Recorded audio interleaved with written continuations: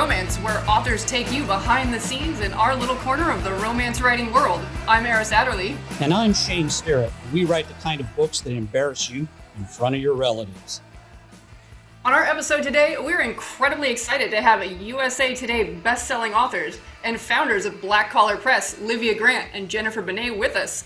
We're going to be asking them to share all their filthy secrets, what brought them to where they are today, and what we can expect from them in the future. So, Livia, Jennifer, I want to thank you both so much for joining us today. I doubt that there are many of our listeners who don't know who both of you are, but just in case, I'd like to give them a brief synopsis. After 15 years as New York runway models, while also performing wet work for the CIA on the side, Jennifer Bene and Livia Grant parlayed their experiences into two of the hottest romance series out there. For Miss Grant, it was the infamous Complicated Love series, of which clearly her time on the runway played a large part, even though she chose to change the genders of the two main characters. For Miss Bene, it was the Dangerous Game series, including Lethal Sin and the prequel Early Sins, which obviously drew on her experiences while working for the CIA. So what I think our listeners really want to know, are you both firmly entrenched as romance writers now, or do you plan to return to your earlier careers at some point?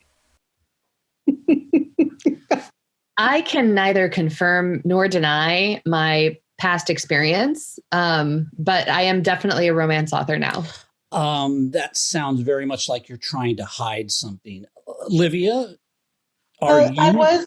I was considering going back to the runway, but 2020 was kind of hard. All of us, extra eating and not as much exercise. So I'm not really runway ready anymore. I see. I leave that option open for the future in case. I don't think sitting in a makeup chair is COVID friendly. I don't think that's the greatest idea. I appreciate both of you playing along with that really, really, really bad joke, but you're very kind to do so. All right. Seriously, let's talk for a moment. Backgrounds. You both worked in corporate America.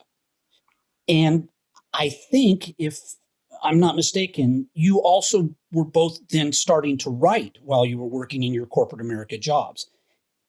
Is that true? And if so, at what point did you then decide to segue from going from the corporate America world into becoming full-time writers? That's a great question, Shane. Jen, do you want to go first? Sure. Well, you're right. Livia and I both worked in corporate America. It's actually one of the reasons that we became such fast friends when we met each other.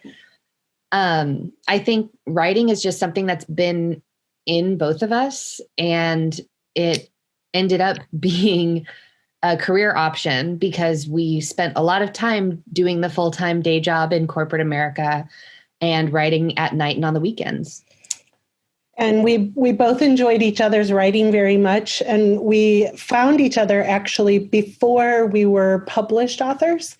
I think that's another big draw to each other, is we were fangirling over each other's work on a site called literotica.com, which is where we were both posting some of our earlier works. Eris too. Yeah, Eris too. What's up, guys? You were some of you guys were some. You guys, you're not guys. You ladies were some of the first people that were my friends on there that were communicating with me and chatting, and I really appreciated the early friendship as well.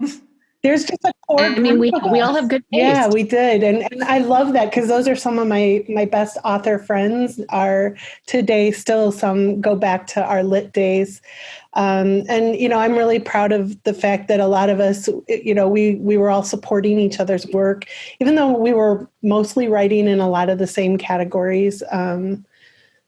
So we were competition for the Hall of Fame board. Were, yeah, in many ways we really were, but it was exciting and fun and a really fun time. So and then at some point, as you were writing on Literotica, then you segued into publishing your work.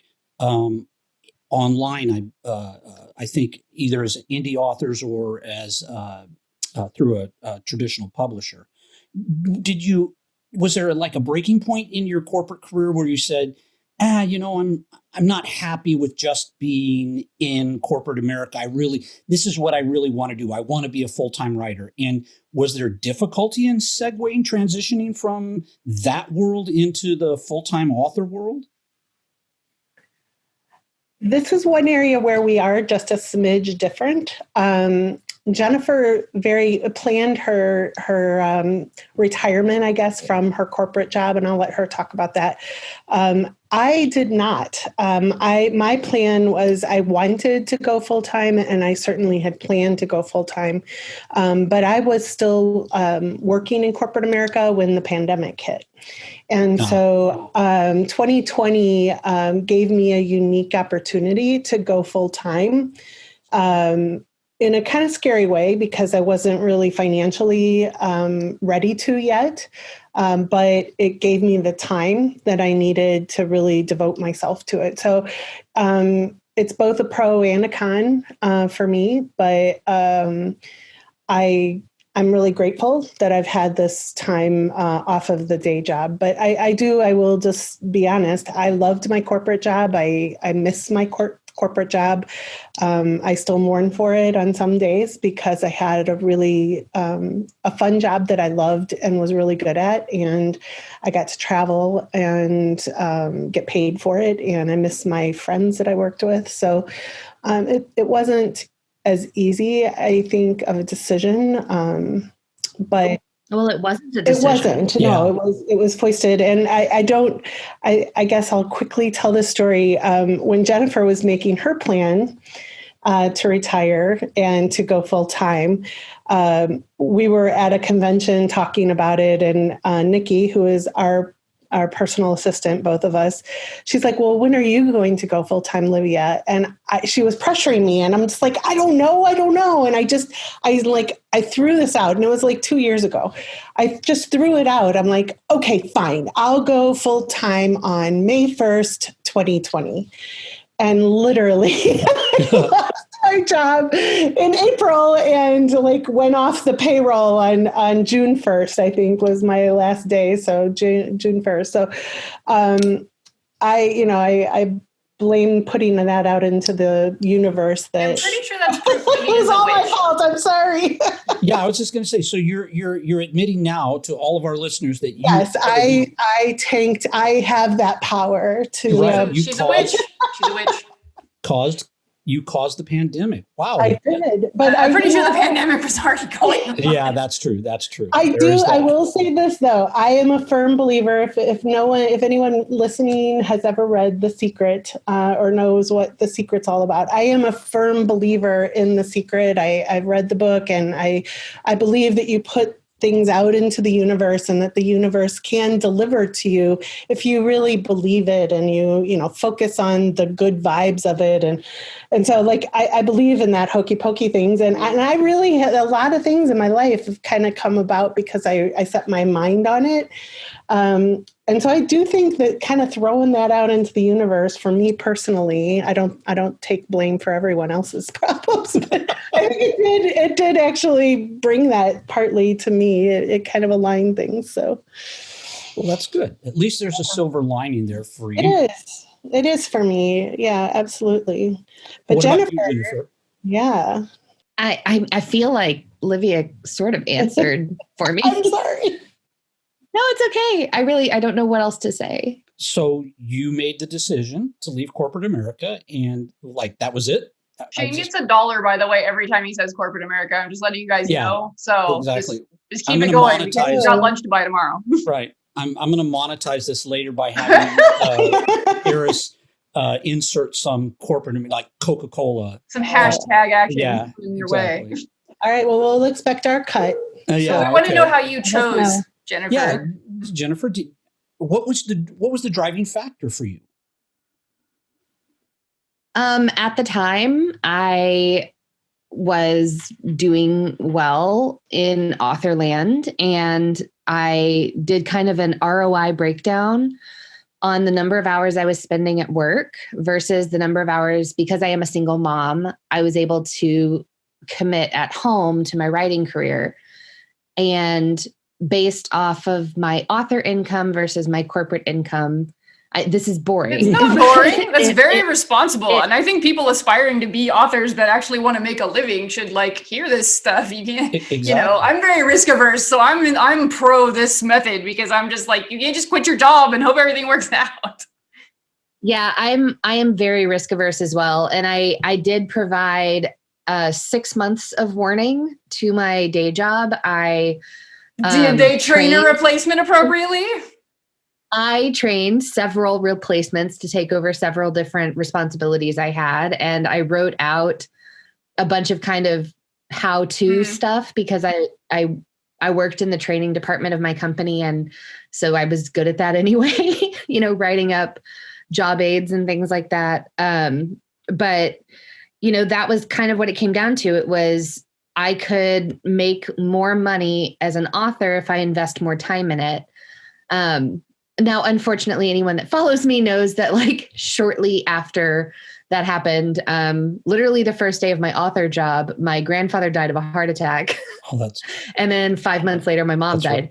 So things didn't quite go that smoothly, but it's still, I don't regret it. I'm very grateful for the freedom I have as a full-time author. It sounds like you was a time that you were really starting an entire new phase of your life, like on many fronts at one time. Oh, she moved too during that time period. I remember that move. I also bought a house and moved. Yeah. I want to take a moment here though and point out something you said though. You said you had to train multiple people to do your job. That seems like your former employer really got the short end of the stick when you left. No, I think it's more that, every company is about doing more with less. And so instead of hiring a replacement, they just had me foist several responsibilities on other members. You just divvied it up and gave it to like 5 people that already work there. Yeah, like congratulations, you're now also responsible for. You get no job title change or extra money. Yeah, exactly. Okay, so you get a hearty pat on the back. You both obviously worked in corporate America, if you know that, how we that know it very well. Yes. Okay. Well. But it seems to be working out, and now you're both running this awesome black collar press. That's right. And let's talk about that for a moment. So how did you decide to create Black Collar Press? Give us some background history. You started the very first roulette. You had already created a certain amount of the world, correct? And then you had to hand it over to these other authors.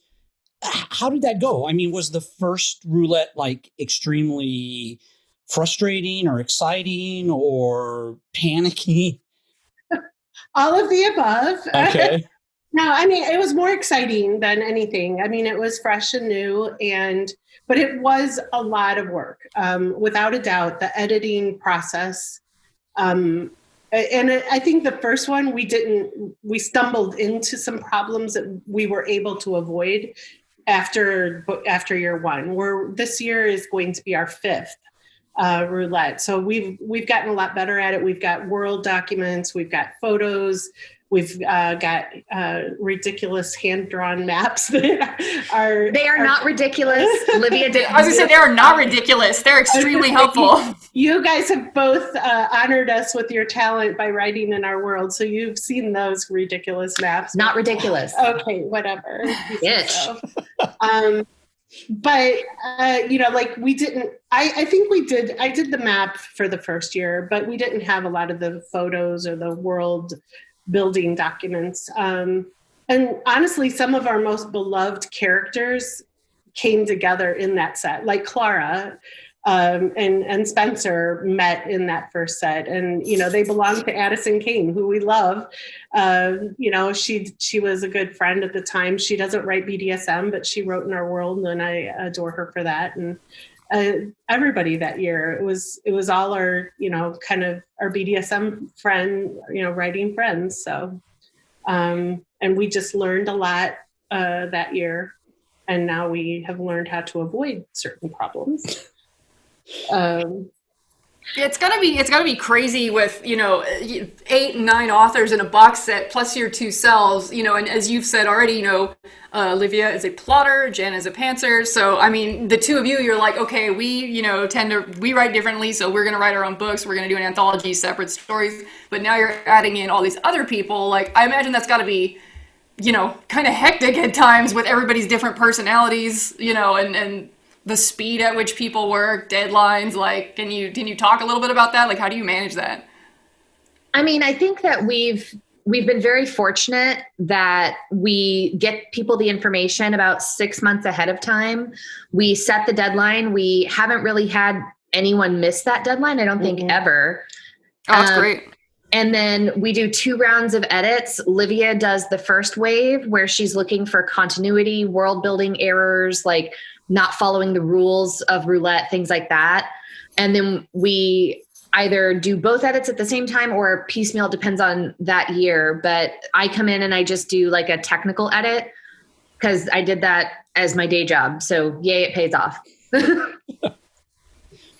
And from that, then you do the final put together of each anthology and it goes out.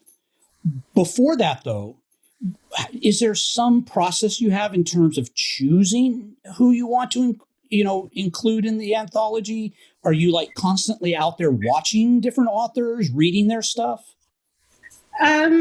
Yes and no. It's kind of a hodgepodge of different things. We always are trying to find new authors to write in our world.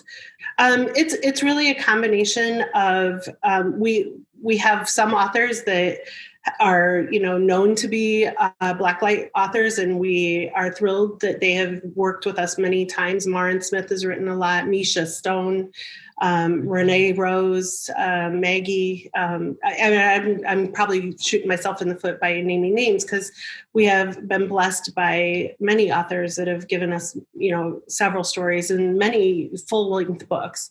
But every year we do make a conscious decision to include new authors each year for 2 reasons. One is, we just love to have new authors join the world, and it helps them because we bring the Blacklight fan group to them, and they get introduced to a lot of new readers that way. And quite frankly, hopefully they bring a lot of new readers to Blacklight that maybe didn't know about Blacklight before they wrote the book. So it's a combination. We try to balance it each year by having a portion of repeat authors and then introduce some new ones.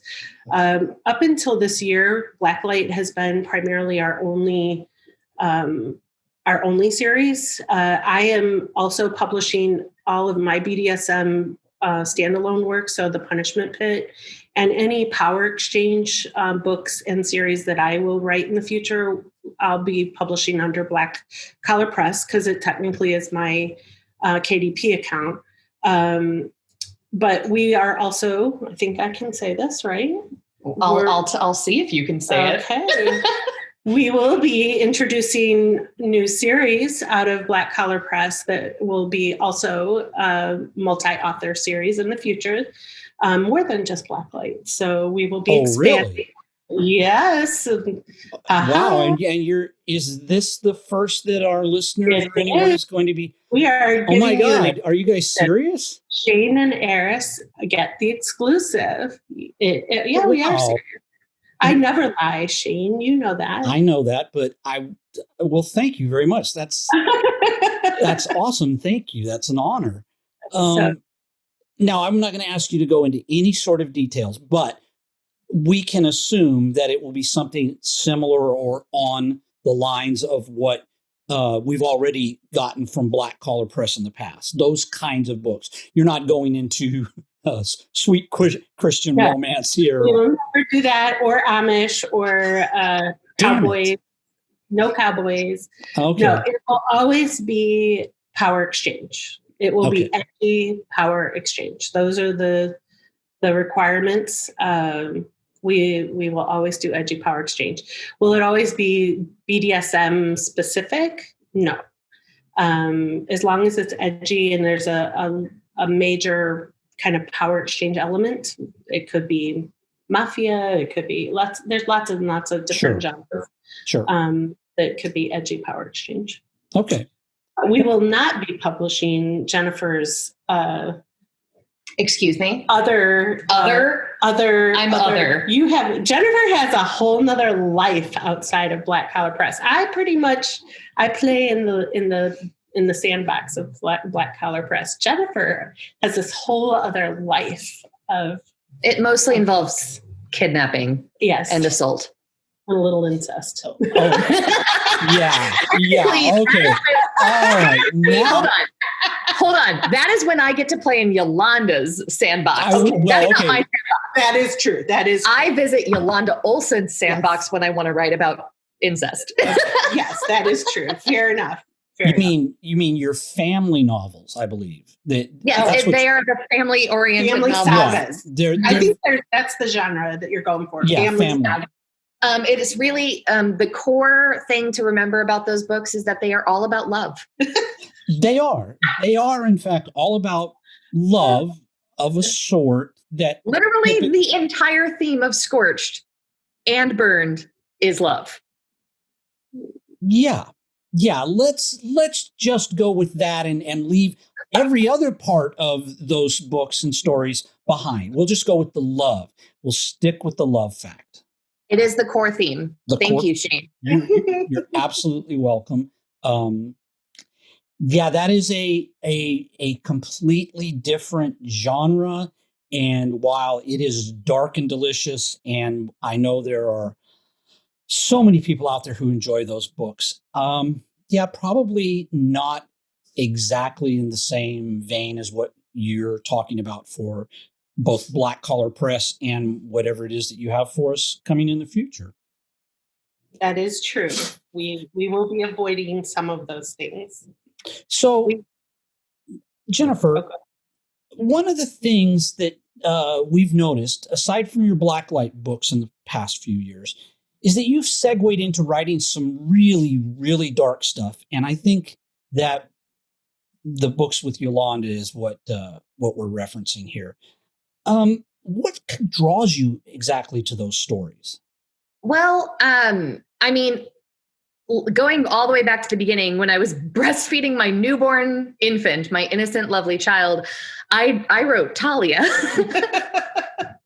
which, if you've read it, opens up with pretty severe assaults and then human trafficking, which are just lighthearted concepts. But that, is my brain, unfortunately, or fortunately, I don't know. But even before I wrote Talia, I had written the first book of my Daughters of Altera series, Faye, which I now have under my Cassandra Faye pen name.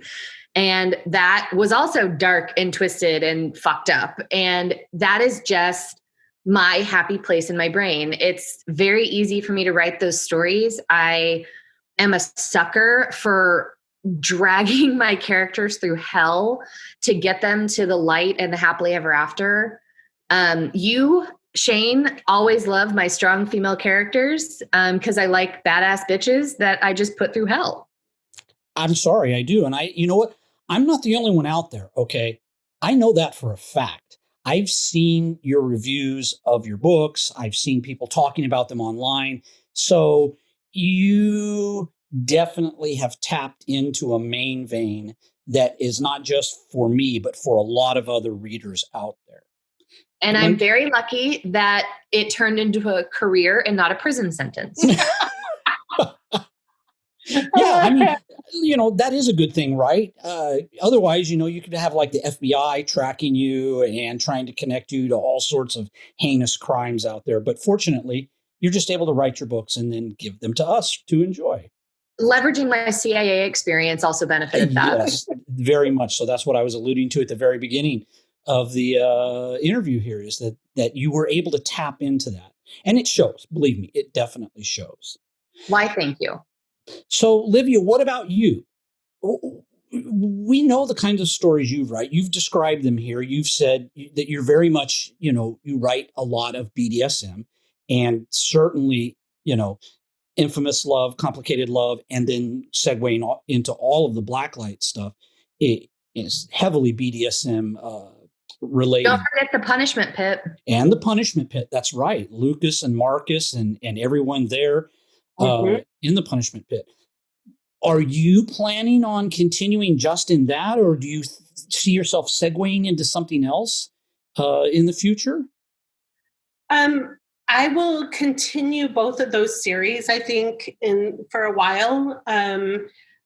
And we do have one idea for another BDSM series that I don't know if it'll get off the ground in 21 or not. But so yes, I will continue to write BDSM romance, but I have also started a second pen name because I have a lot of my brain is rattling around a lot of sci-fi, Omegaverse, and dirty sci-fi with power exchange, but it's not really it's not BDSM. And so a lot of my 21 schedule is going to be at least a part. I'm dedicating a lot of 2021 to getting some of those series going. So I will be diverging there. And then I also am going to be writing a spinoff of Blacklight. Wait. What is your sci-fi pen name, Livia? It's Livia Bourne, like as in Jason Bourne, only it's Livia Bourne. He's my, secret husband. He's my secret husband, yes. Okay. Well, hey, you asked about CIA. I'm starting to see all sorts of connections that I missed. Well, and the spinoff for Blacklight is Black Sky Ops. Which, why are you doing that? And the main character is an alum from CIA. So we got Black Sky Ops going too. Someday. We're not promising it. Yes, that's true. That is true. It stresses me. She's doing me a favor. Every time I start to sit down to work on Black Sky Ops, I get the hives. So there's something about that series that's kind of stressing me out. And so I'm setting it aside for a little while. It's because Livia Grant reminds me a lot of Myra Danvers, because you referenced that meme from It's Always Sunny in Philadelphia where he's crazy and he's got the murder wall with all of the red lines. The lines and stuff. Myra Danvers and Livia Grant both have whiteboards in their workspaces that they cover with world building chaos. And when either of them get involved in building a new world, it turns into an obsession. It does. And I know, and this is why I'm trying to protect her from herself, she has other goals in mind that do not require her to crawl into her insane person hole and create an entire another universe right now. Okay. Yeah, we can wait before you dive into that hole again. That is right. Plus, those books are going to just take so much. And Shane, you and I have had this conversation before. I have some books that I write long. I write over 100,000 words for most of my Blacklight novels have been over 100,000. And those take a lot longer to write and they take a lot out of me. And right now I don't have a lot to give. I just don't. Yeah. I need to write dirty sci-fi. Yes. Which is why you're focusing in 2021 on Livia Bourne as opposed to more of what you were doing as Livia. And I think some of it comes back to the very original questions that you were asking me about my corporate America career. And now that I am full-time, and I do rely on my author income more, there's a lot, and I don't know how many readers are listening and how many authors are listening, but you have to make a lot of decisions on what books you're going to write. Is really how you're going to make money at it. And it is my career now, and it is my primary career, and I'm the primary breadwinner for my family. So I cannot spend all of 2021 writing, 2 long novels. I need to produce more books. So it's all kind of coming together for that. Yeah, sometimes you don't get to write the thing you really, really want to because no one buys it. That's why there's no more Daughters of Altera coming in the future. I love that series. It will happen one day when I'm independently wealthy. Yes. No. It's going to happen when Livia and I complete the plan we have to kidnap you, and put you in a cage. And I'm listening. I am. Oh, she loves that idea. Okay, listening. Livia, we need to rethink this. Okay, but we'll circle. No, wait. This is a great plan. I really, really don't want you to do that with the kidnapping and the cage and the what now? And the torture and yeah. That sounds hot. terrible. Jason Momoa, no, we don't need his help anymore. What the fuck? I swear if this doesn't happen. Yeah. Okay. Well, we'll have to circle back to that when we come up with a more comprehensive plan that actually gets you to do what we want you to do, as opposed to just getting you off or whatever. Hey, I always write better after, a good dozen orgasms from Jason Momoa. Okay. Well, we'll keep that in mind.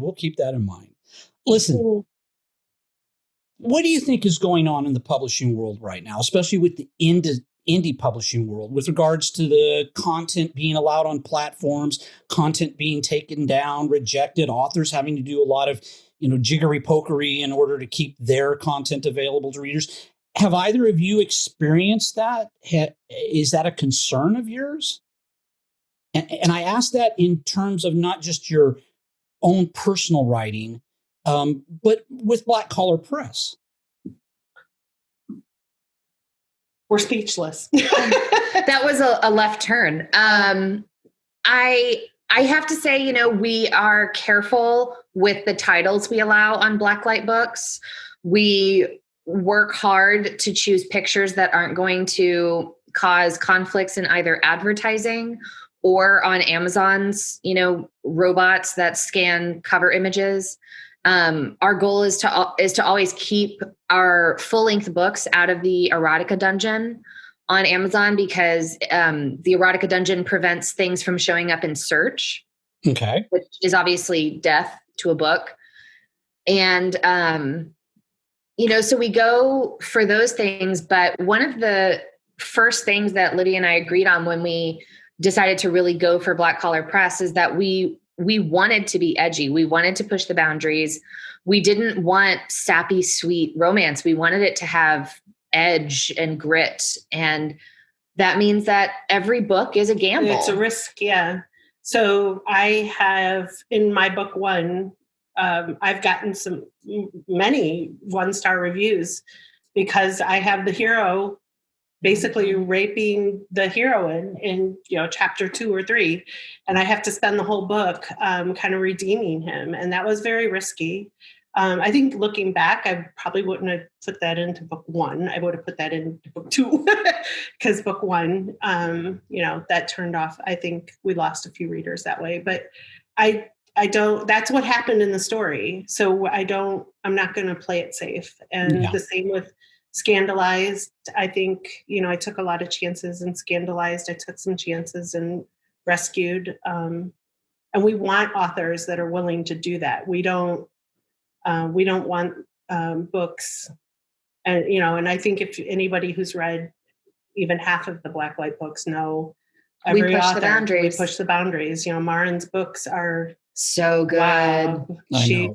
They just rip your heart out. The menagerie. And, just all of them. And we also like to push the boundary. We've had interracial couples, which isn't done very often. We've had,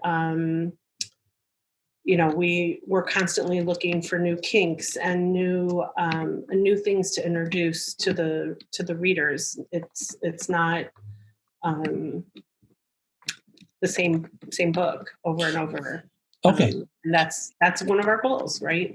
That's one of the things our readers start to expect from us.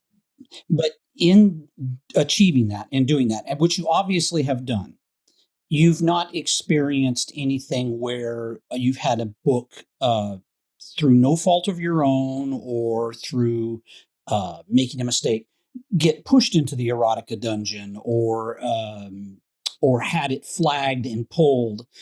We see these kinds of things come up online a lot, where an author will say, "Oh, my book got pushed into the dungeon, and I don't know what to do. I don't know what I did wrong." Or there are ways around that. I've had it happen not with a blacklight book, but with personal books, and usually it's words in the blurb, words used as keywords, right. or something on the cover that is flagging the bots on Amazon. And so just if anyone's listening and this happens to you, go in, take out all the sexy words from your keywords, take out all the sexy words from your blurb. If your cover is too sexually revealing or, suggestive, change it. And then all you do is you call Author Central support, because KDP support is hard to get a hold of. And you ask Author Central, "Hey, my book's in erotica and I don't understand why. It's supposed to be in blah, blah, blah." And they'll go and they'll look at your book page. And now that all of the dirty things are gone, they're like, "Wow, I don't know why this happened." And they move your book back. Okay. So it's magic. What was that? It's magic. It's magic. Yeah. Well, there's a lot of people, I'm sure, that in the midst of the frustration of having that happen to them would like for there to be some magic. And it's good information. So thank you very much. We're lucky we have not had that happen. Knock on wood. But yeah, we are also proactive and careful about it. Yeah, that's kind of what I'm taking away from this, is that you guys are, in fact, being very proactive and very careful about the image that you're putting out there for these particular books, because it would, I would think, have a potential negative impact on the totality of the series or the press itself if that were to happen. It does ding your KDP account, and Amazon pays attention to those things. So you definitely don't want to trip the censors if you can avoid it. Right. And I do feel, we both feel a responsibility to the authors, because sure, while we're not a big publishing house, we are their publisher for these books. And so we take it very seriously. We don't want to screw anything up that'll, get their books impacted as well. Right. Right. So another thing I want to touch on is, these are some of the things that we've talked about, Eris and I, in our past episodes. And we've already talked a little bit about some of them, but I want to go over some of the other ones. Why romance? You've talked about what you did in the past as writers, how you got into publishing, but why romance? What in particular attracted both of you to writing in the romance genre, as opposed to, say, mystery, science fiction, westerns, or whatever? That was what I liked to read. I've also read lots and lots of fantasy novels, but I never had fantasy novel ideas that didn't involve sex, because sex is always on my brain. My brain exists in the gutter. And so, when I was spending all of my free time / nighttime reading literotica, those are the stories that my brain created. And, other elements of what I enjoyed reading pull in. I've got Daughters of Altera, which has, history and magic and fantasy components. And I've got the action in a lot of my books with crime, mafia, assassins. But the core story is romance and BDSM, because both Livia and I are experienced and live the BDSM lifestyle. And so I think you, as an author, become kind of the sum of everything that you have fed your own brain. Sure. And that makes perfect sense. And what about you, Livia? Yeah. Yeah, the same.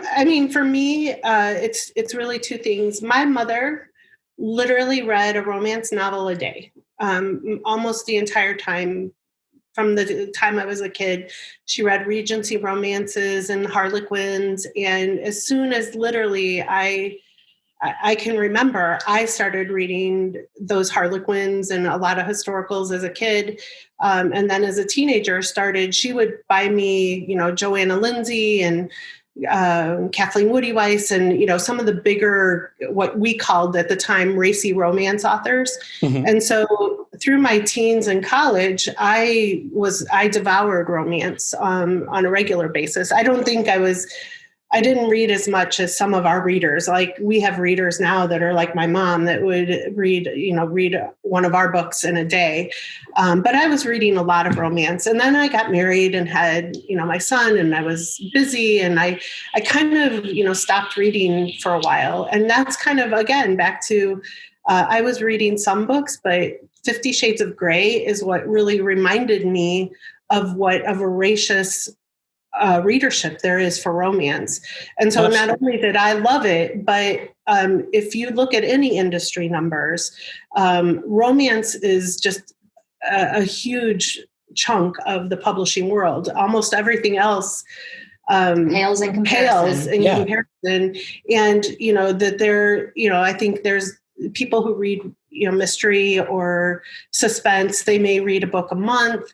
But there is just this voracious need for romance, and there's somebody out there that will love everything. The hard part is finding those readers that are interested in reading the tropes or the heat level that you're writing or the stories that you're writing is finding them. But the good news is there are romance readers out there always ready for more stories, and so.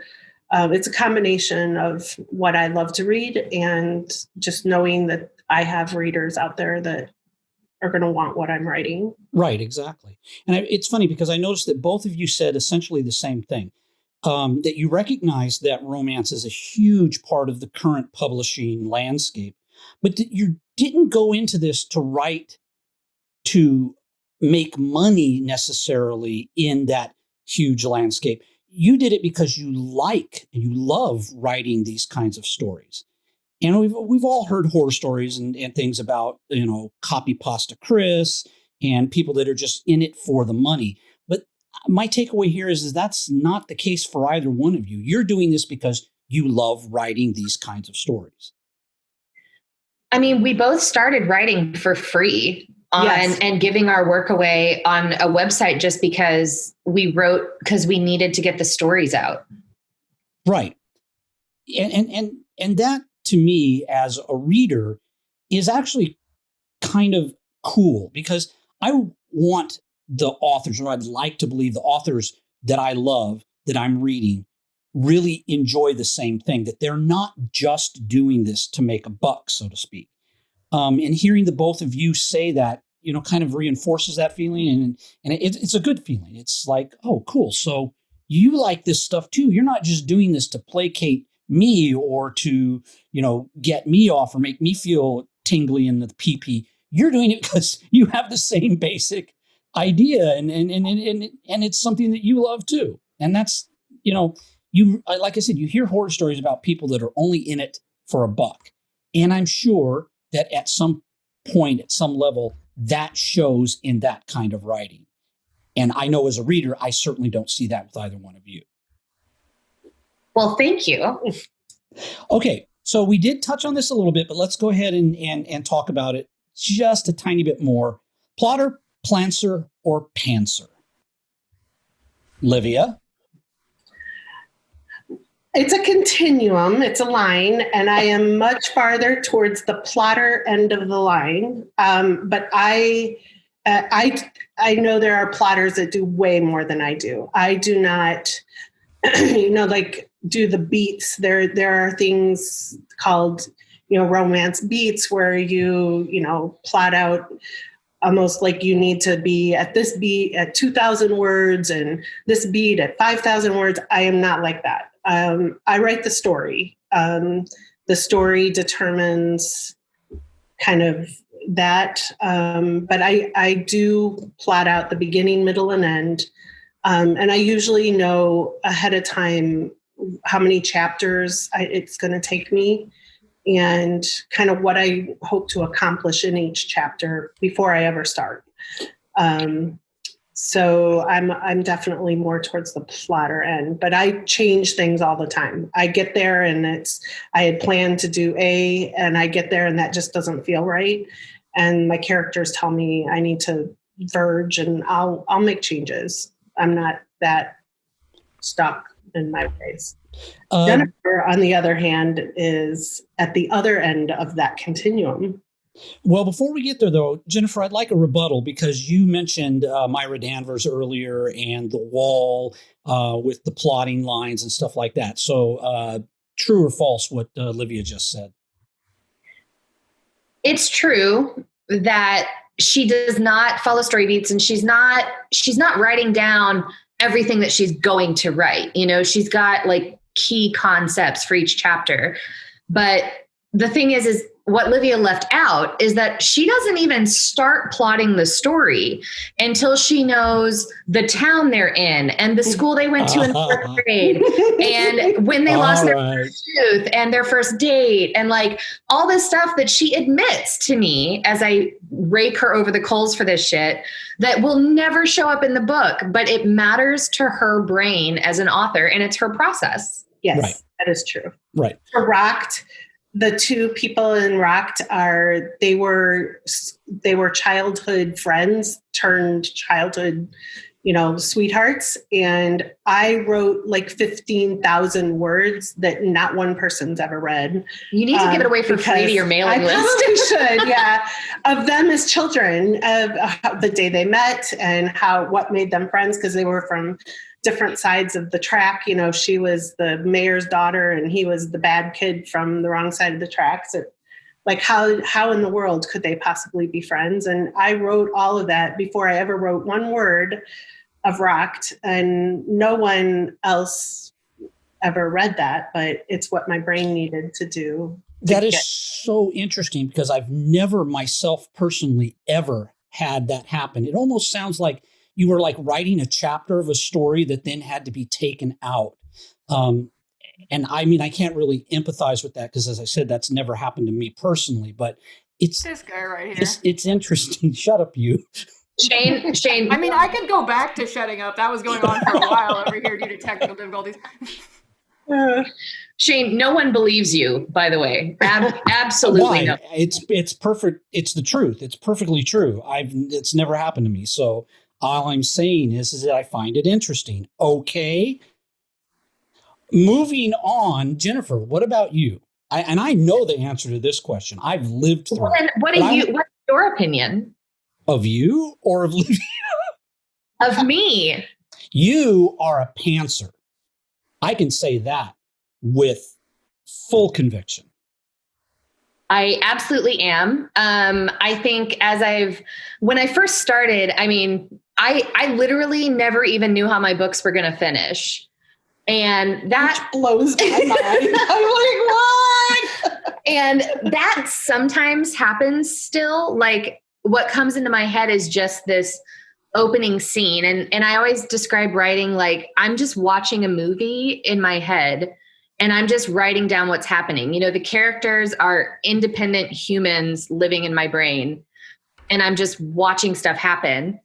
But like when I wrote the first book of Talia, I had no idea if the guard was going to turn out to be a good guy or a bad guy. I didn't know until like the day I wrote the chapter that decided. And that blows people's mind. But as I have grown and developed and ended up in situations like the Fragile Tie series where I had story threads that I knew I needed to tie up, what I will do is you've seen that because we've co-written together, Shane. Like I'll make a bulleted list of scenes that pop into my head or things that I want to happen. And then it's just, they fall into place, which yes. I don't know how to describe that. It just is how my brain works. Yeah. To me, because the entire point or the starting point of Jasmine was literally that. It was just this scene. And then we built on it from there. That process of you and I writing together for that particular book was the most organic thing I think I've ever done. It was literally because you write as a pantser, you had nothing, like you handed to me. You handed to me that first chapter and you said, so what do you think about this story? And tell me where it originates or where it's set. And then it just I didn't even ask you. You just said what you pictured. No, and it happened to be correct. No, I'm pretty sure you asked me, and I'm almost positive that's the way it happened. Oh God. What? It's the truth. No, but it was an extremely organic experience, and I honestly, strictly from a creative standpoint, was so wrapped up into it because I did not know where the story was going. And seeing how when you would finish your scene or an entire chapter and go, oh, okay. And then I would take off. And I do remember this as if it happened yesterday. When I introduced Mason to Jasmine, you messaged me after you read it. You said, who the fuck is this? And I was like, I can't tell you. I finished reading what you wrote and he just was there and he started talking to me. And that to me was, speaking strictly as a writer, was just an incredible experience. It was not the way I normally write. I'm not really a plotter. I consider myself a plantser. I have kind of an idea and I may not know where the story is going to end. But I sort of know how I'm going to get to a certain point and then it will end. That writing Jasmine with you as a pantser was just a mind trip. And it wasn't, and I'm not saying that in a bad way. It was exciting and it was very organic. And it is not something that I would not suggest every person try at some point if you can find a true pantser to latch onto. Because it'll take you for a wild fucking ride. I guarantee it. Latch onto their pants. Oh, God. I was hoping throughout this entire thing we could avoid puns. And yet, okay, first of all, that was not a pun. It was not even close to a pun. That was wordplay. There's a very narrow definition of what a pun is. And people just think all wordplay is puns, and that is not true. Okay, thank you. Pedantic, Eris. So, Jennifer, for you, as a pantser, you've talked about for you, it's also like listening to the movie in your head, and you don't really have control of it. Is that a fair analogy? Is that a fair description? It's just like you have to follow where the voices go. Yeah, it is, and it's not just listening. I mean, I see it all in my head. Like I see it all play out like a movie.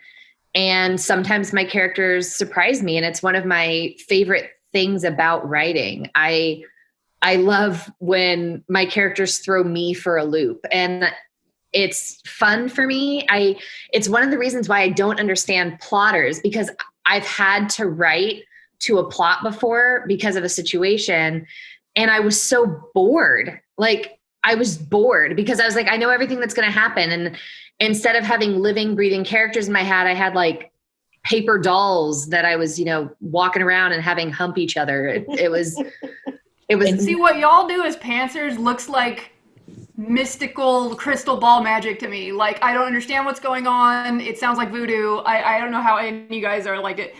It's just completely like two different OSs all together, because you're like, you were bored. And so obviously you're not using that process because nobody's going to do this if it's fucking boring. Whereas like me, if I don't have a plot, what I have is anxiety. Yes. Because I'm like, where is this going? I can't just start writing shit if I don't know how the hell am I, where, for me, I'm not saying this is for everyone, like for me, I'm just like, if I don't know where this is going, like it ain't going anywhere.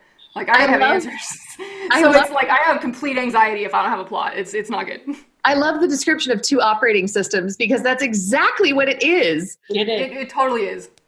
It really is. It's so funny. And I agree that it's mysticism. I do. Like, see, I would always if I was a pantser, like, do you ever like, it'll never happen again.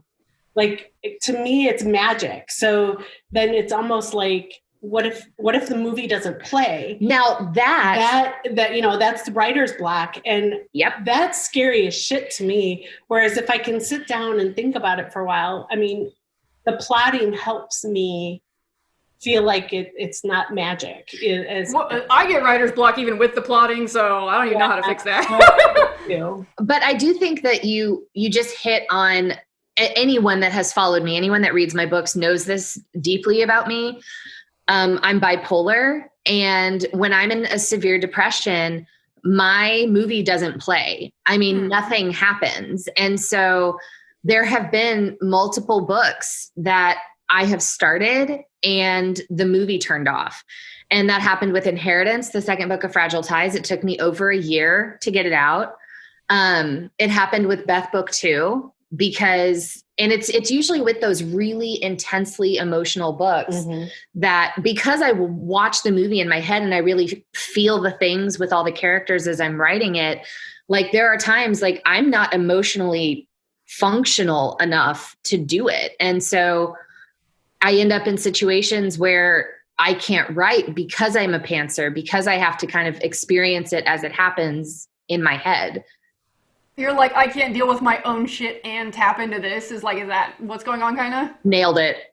Okay. Yep. I feel that. I mean, I don't even not as a pantser, I feel that like sometimes there's just, I think earlier a few episodes ago, we had a discussion about that, about like our environment affecting us. Like there's just sometimes there's just stuff going on that I'm like, I can't write right now. Like when my grandmother died, I'm like, I can't, it was a wasteland for like weeks. Cause I'm just like, I can't write a blowjob scene and also in the background have relatives texting me about, arrangements to deal with her estate and all this stuff like that. I'm like, I just cannot. And I think that's why so many authors struggled in 2020. That was me. I mean, I did, because my world was changing. I was going through, a lot of changes, but between COVID and the impacts and the ripple effects, I have heard from so many authors. Some authors actually, it helped. It just gave them time, and their escape was to write. And so 2020, they were very prolific. But I think more authors that I've talked to struggled a lot because there's just so much going on between COVID and social unrest and all the politics stuff. And just, it was hard for me many days to think about writing a romance story. It was really hard. And so there's a lot of us going through that. So you're not alone if you're listening. Just keep going. Just better. And nothing lasts forever, which is good to remember about the bad stuff. The bad times is that it's not going to be like that forever. Exactly. I'm curious though, at what was it like, Jennifer, to be with you when you wrote a character like Anthony? That to me would be like fascinating. The Jennifer Bene experience during writing a character like Anthony. Here's the thing, and you know this, Shane.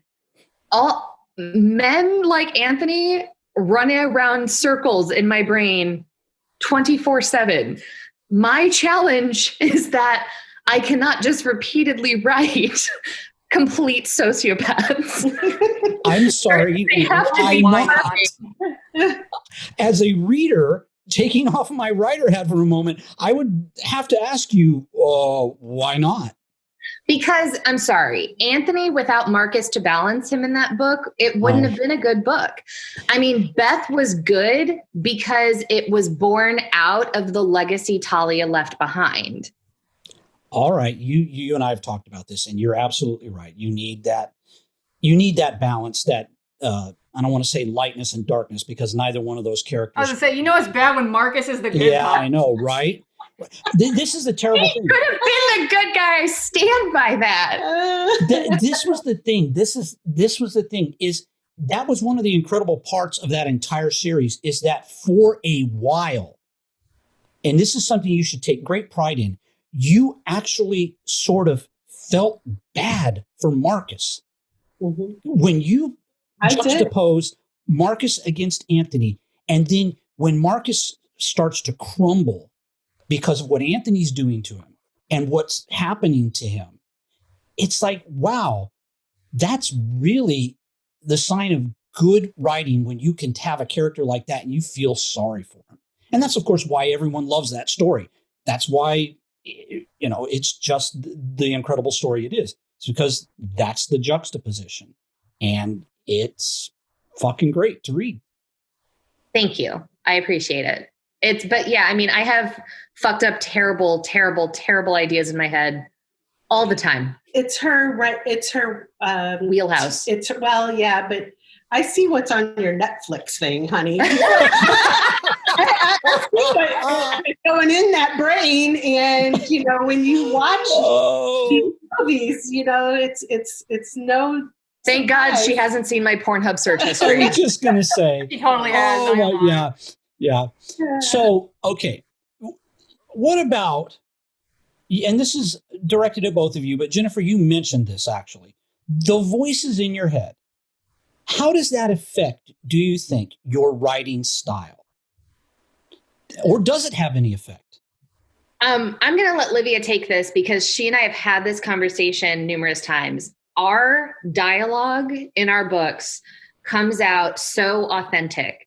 And it's one of the things that drew me to Livia's writing the very first time I saw her in Literotica. I mean, it was just, they felt like people. They felt like fully realized three-dimensional people that were having real conversations. You've picked up books before where they're like, hi, my name is John Smith and I own a gardening business and I enjoy sailing on the weekends. And what do you like to do, Susan Thomas?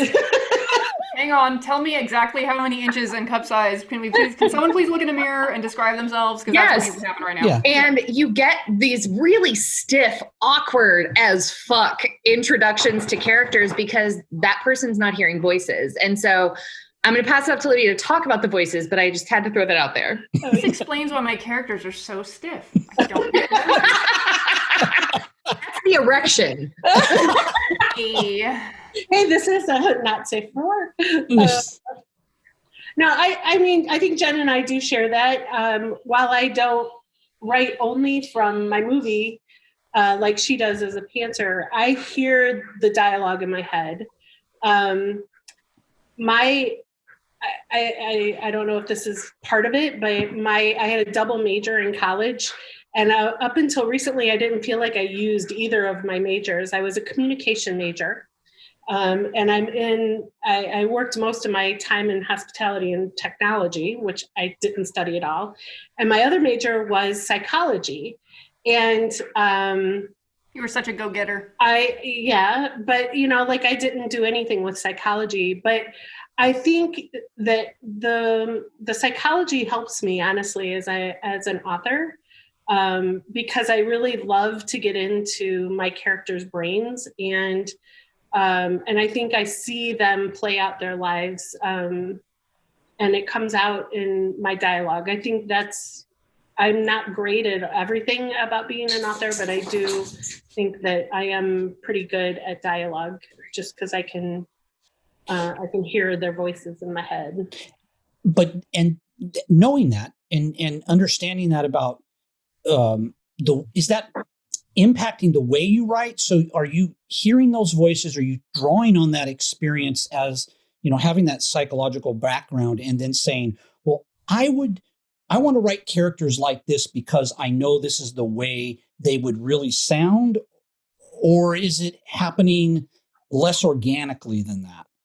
No, it's definitely organic. I don't know how to answer that question. Well, I was thinking someone mentioned this a while back about writing and beats. And I know I've heard that term before, and I know there are authors, and I think it was you, Livia. You said there are authors and writers out there that structure their stories by making sure that they hit certain beats, and whether that's tonally or in sentence structure or whatever. I'm wondering if what we're talking about is less you as a writer trying to hit a beat like that, and more just trying to let the natural sound of your characters come out. It's the latter. I'm trying to let their natural sound come out. And I do think, while I don't sit and do romancing the beat, chapter by chapter kind of thing, I am very aware that a good story has a beginning, middle, and end. And I'm very aware as I'm plotting that I need, some excitement in the beginning, like the sentence, the structure of the story. And then I just let the characters fall into that structure somehow. I wish I knew how I do Well, it. no. That's interesting though, because that sounds much more like the organic component that we were talking about earlier with a pantser, where everything just kind of is that. Well, I think Eris used the mystical. Yeah. That does sound very much like that. So maybe that's the component in the way you write as a plotter that has that. I think the key difference, I see them, I hear them. I hear the words they're saying. I know kind of their personality and what is authentic to them. I think the difference between Jen and I, or any plotter and a pantser, is I just take the time to write it down and up front. So I'll spend days plotting and writing a lot of that stuff down, but I'm plotting as I'm seeing it in my head, and I'm taking the time to almost write it down shorthand first. And then I come back and I flesh that outline out further. Whereas Jen doesn't stop to take that step. She just starts zooming right in at the beginning before she knows how it's going to end. Whereas I will stop and watch the whole movie and kind of build the story that I know I'm wanting to write. And then is when I really start writing. But I think it's the same kind of thing. Our brains still build the story. I think the difference is that I write better as a pantser when that movie surprises me. Mm-hmm. Like if I watched it all the way to the end and then had to go back and do a rerun right after I watched it, like it wouldn't, I don't think I would capture, I'm speaking about me, not everyone. I don't think that I would be able to capture the same visceral reactions in my word choices, in my dialogue. Like I think it would pull a lot of the punch out of my work, which is what my readers like. Mm-hmm. They like that it's very raw and confrontational at times. Mm-hmm. Right. I agree with that. I think, yeah, that's true. I'm just thinking that I know when Eris and I have had conversations, and because I fall in that kind of middle ground, I'll say, these people are talking to me and I can't get them wrangled. She'll say, well, just tell them what to do.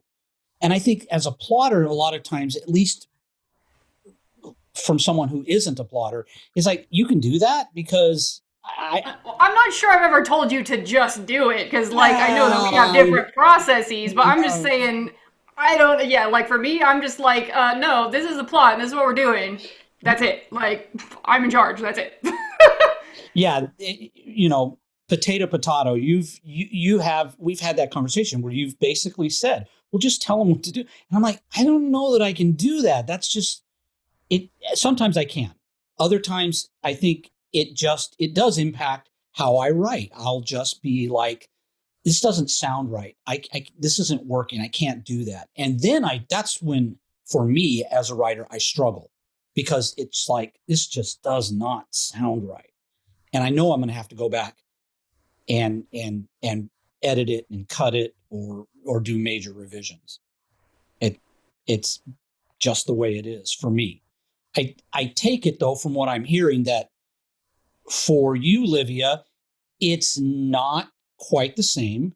You seem to be more in tune with actually hearing that and then writing it down, like you said, in a little bit of a shorthand version, and then going back and reworking it and fleshing it out. Yes, I think that's exactly what I do. And then Jennifer, for you, it sounds much more organic, like the exact opposite. Like you have to write it down right then and there, and there's no going back. If you have to go back, it's going to be a mess.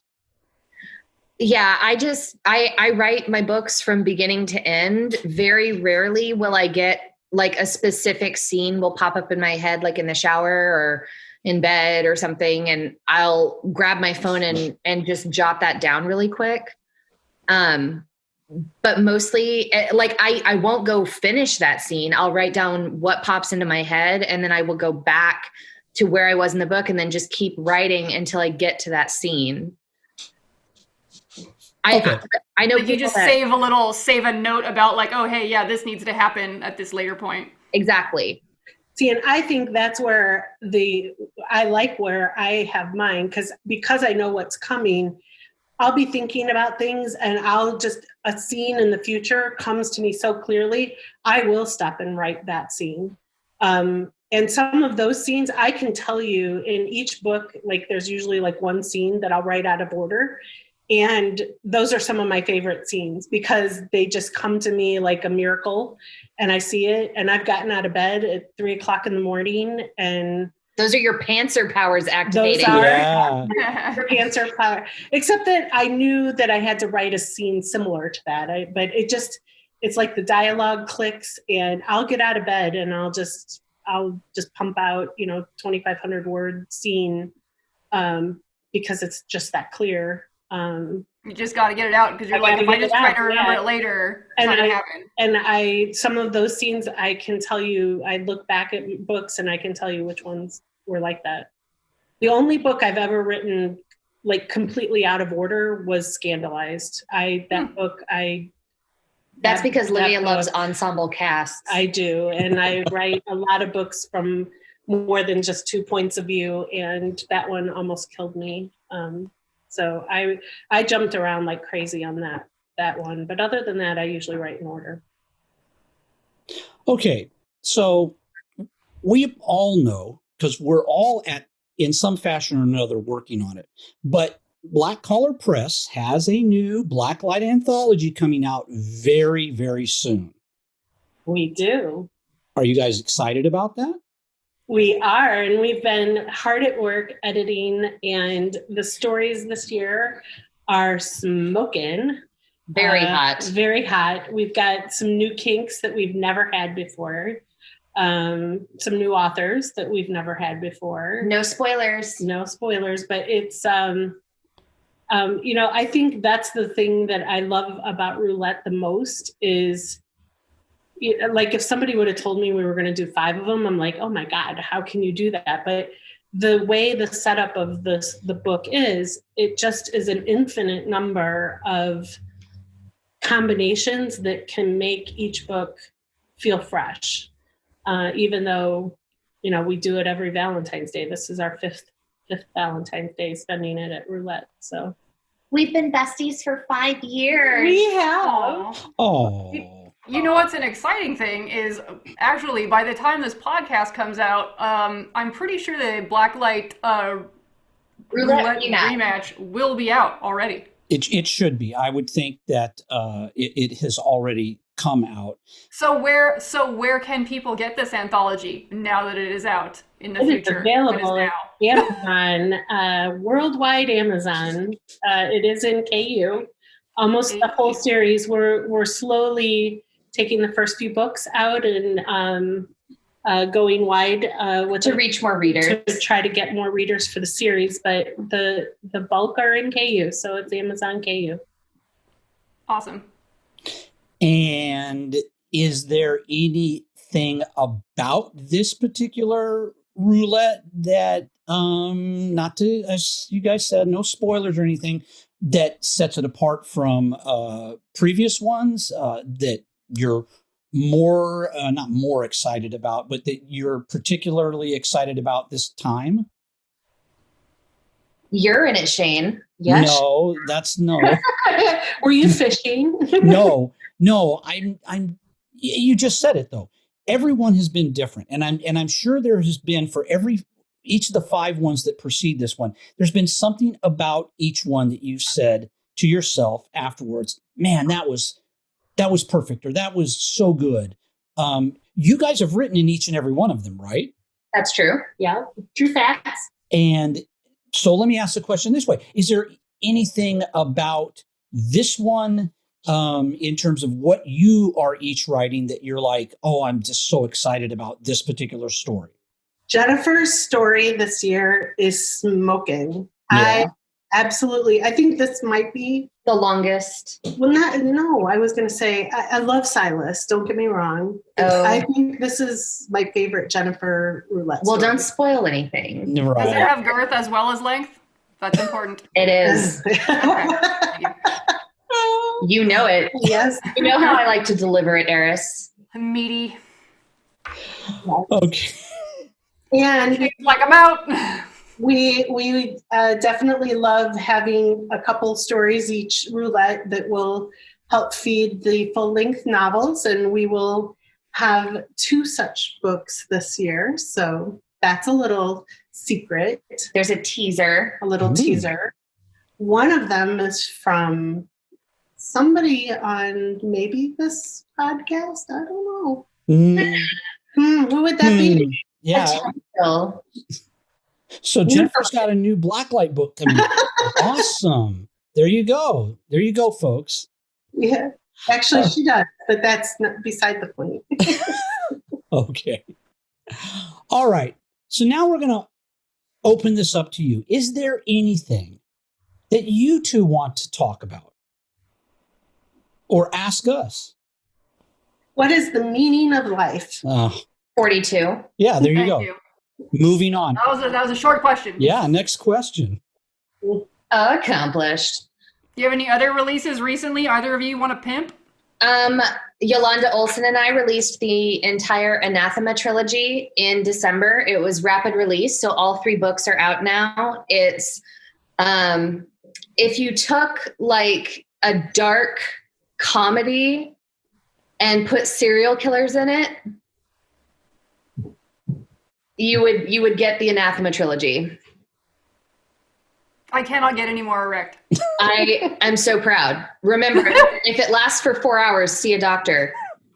And Or just then Google it. Willow Winters invited Livia and I to be in the I Have Lived and I Have Loved box set, which is a charity box set. It supports the audio readers that Willow is providing to nursing homes and individuals with disabilities that struggle to read books on, a Kindle or hold on to a Kindle due to arthritis or, other disabilities or, failing eyesight. And it allows them to get either an audio reader that has the classics like Shakespeare and other things like that, or dirty, dirty romance books, of which Livia and I both put audiobooks on that one.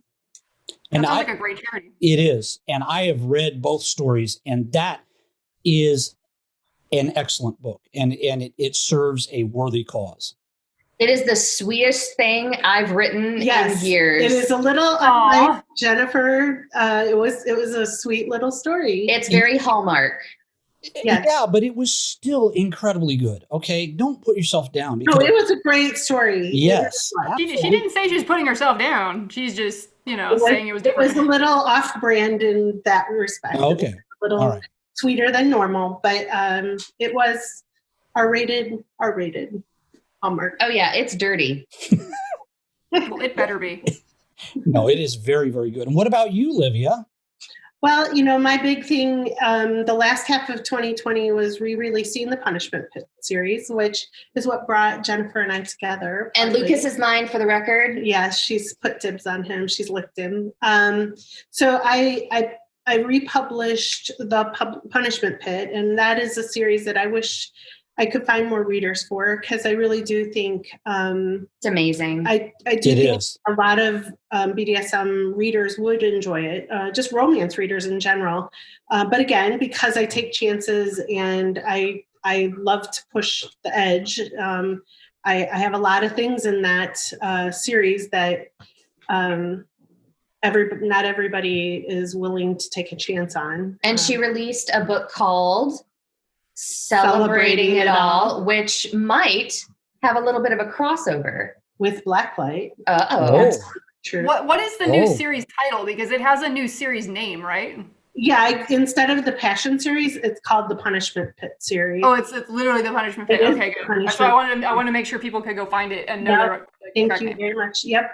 So I have the original books put out, and then I also had a standalone Expecting It All, which when we were talking about plotting and pantsing, I had this scene that was so clear in my head of 3 doms and a baby. And I had to write that book. And that is the whole book of Expecting It All was written around that 3 doms and a baby scene.